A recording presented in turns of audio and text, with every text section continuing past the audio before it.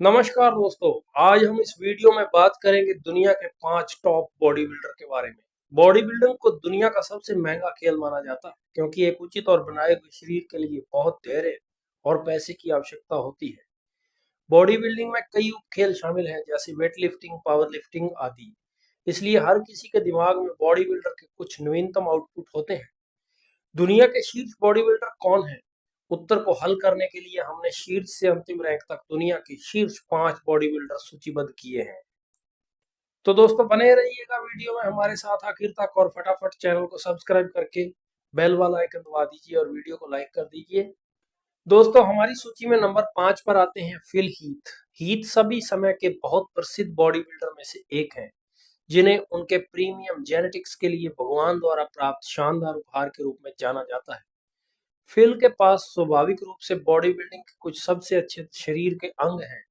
Heath ने 2006 में Colorado pro championship में बॉडी बिल्डिंग प्रतियोगिता में अपनी पेशेवर शुरुआत की और 2011 में अपना पहला और सबसे शानदार मिस्टर ओलंपिया खिताब अर्जित किया।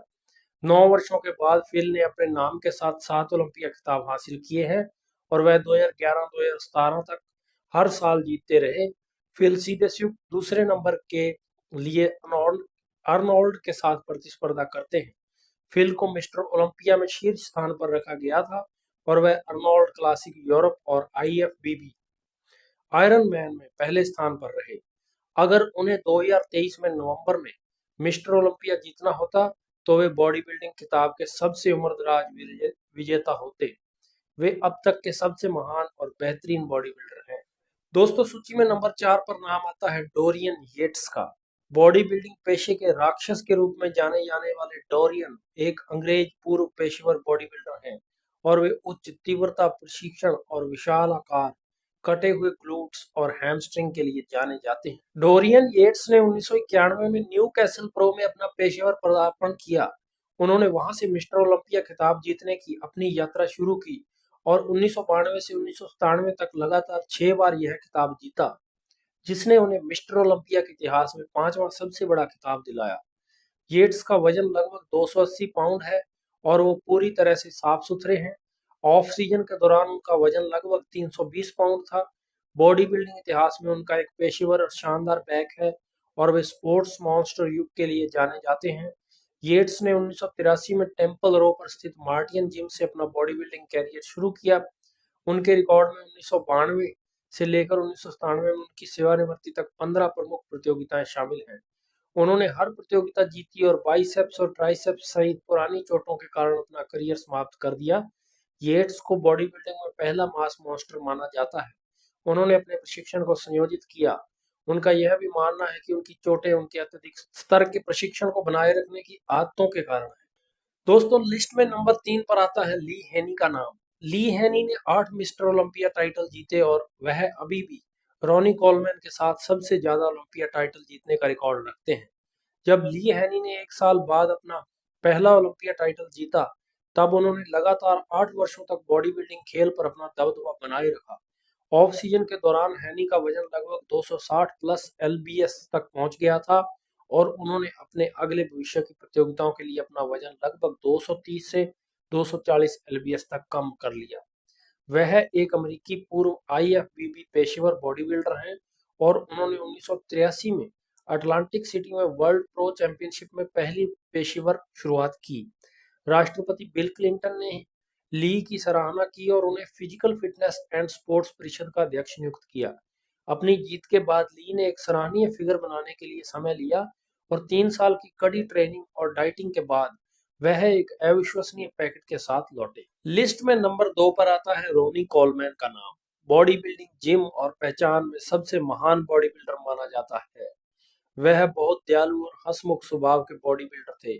उन्होंने पेशेवर बॉडी बिल्डिंग से संबंधित प्रसिद्ध लाइनें कही, हाँ दोस्त और वाह लाइट वेट बेबी। 1984 में ग्रैम्बलिंग स्टेट यूनिवर्सिटी में उन्होंने बहुत अच्छे उच्च श्रेणी के ग्रेड में अकाउंटिंग कोर्स में बीएससी पूरी की। कोर्स पास करने के बाद उन्होंने 1989 में एक पुलिस अधिकारी के रूप में नौकरी की। उनके दोस्त गुस्ताव ने उन्हें मेट्रो फ्लक्स जिम, एक मूडी बॉडी बिल्डर मैड डॉक्सन जिम में भाग लेने का सुझाव दिया। डॉक्सन कोलमैन को जिम में आजीवन प्रीमियम एक्सेस प्रदान करता है। प्रतिदिन कठिन से कठिन अभ्यास करने के बाद वह जीवन में कभी पीछे मुड़कर नहीं देखता, खुद को पेशेवर बॉडी बिल्डिंग के लिए आगे रखता है और अपने शानदार करियर में डॉक्सन को हरा देता है। रोनी ने 8 मिस्टर ओलंपिया, 7 अर्नोल्ड क्लासिक पदक और बॉडी बिल्डिंग में 36 और पदक जीते। 1995 में कोलमैन ने कनाडा प्रो कप जीता और फिर 1997 में रूसी ग्रैंड प्रिक्स जीता। एक पेशेवर बॉडी बिल्डर के रूप में कोलमैन की सफलता ने उनके बॉडी बिल्डिंग कैरियर में कई उत्पादों और अन्य अवसरों को जन्म दिया। रोनी ने कई निजी और पेशेवर जिम में कई अतिथि भूमिकाएं निभाई हैं। कोलमैन ने पावर लिफ्टर के रूप में अपने बॉडी बिल्डिंग करियर में अत्यधिक वजन का इस्तेमाल किया, 800 पाउंड के साथ स्क्वाट करके, लेकिन भारी लिफ्ट के बावजूद उन्होंने 2007 से हिप रिप्लेसमेंट सहित कई सर्जरी का भी अनुभव किया है। अगर कोलमैन को लंबी यात्रा करनी होती तो वह व्हीलचेयर में यात्रा करते।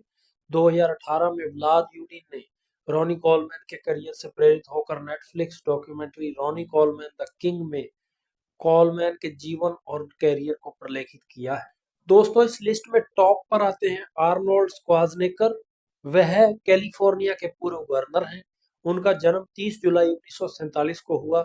वह सभी ट्रेडों के जैक हैं क्योंकि वह एक निर्माता व्यवसायी हैं और दुनिया के सबसे अच्छे और तेज बॉडी बिल्डरों में से एक हैं। आर्नोल्ड ने 15 साल की उम्र में वजन संभाला और जिम में कई तरह की पेशेवर चीजें करने और 20 साल की उम्र में कड़ी ट्रेनिंग के बाद उन्होंने 7 बार मिस्टर यूनिवर्स और मिस्टर ओलंपिया खिताब जीते। वह एक अच्छे लेखक भी हैं और बॉडी बिल्डिंग पर कई किताबें लिखते हैं और बॉडी बिल्डिंग पर कई लेख जारी करते हैं। अर्नोल्ड को बॉडी बिल्डिंग के मानदंडों में सबसे अच्छी छाती वाला भी माना जाता है। उन्होंने फिल्मों टर्मिनेटर श्रृंखला के माध्यम से एक अभिनेता के रूप में अधिक लोकप्रियता हासिल की।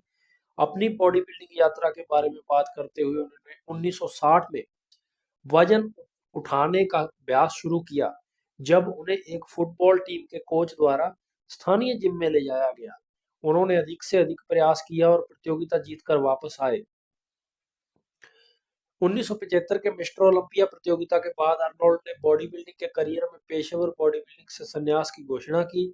उन्होंने स्वीकार किया कि वह प्रदर्शन को मजबूत करने वाले एनाबॉलिक स्टेरॉइड्स का सेवन करते हैं।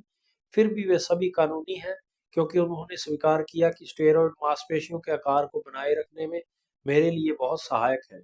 आर्नोल्ड 1980 में मिस्टर ओलंपिया की प्रतियोगिता जीतना चाहते थे और आर्नोल्ड इस भूमिका के लिए कॉनन में प्रशिक्षण ले रहे थे। वह घुड़सवारी और पेशेवर दौड़ करते हैं और वह तलवारबाजी का प्रशिक्षण भी करते हैं और वह गुप्त रूप से प्रशिक्षण लेते हैं और प्रशिक्षण और अभ्यास के बाद उन्हें 7वीं बार मिस्टर ओलंपिया घोषित किया गया और फिर आर्नोल्ड ने आधिकारिक तौर पर अपने संन्यास की घोषणा की।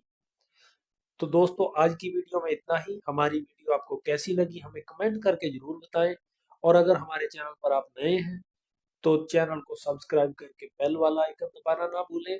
तो फिर से मिलेंगे दोस्तों एक नई वीडियो में एक नए टॉपिक के साथ। तब तक के लिए नमस्कार।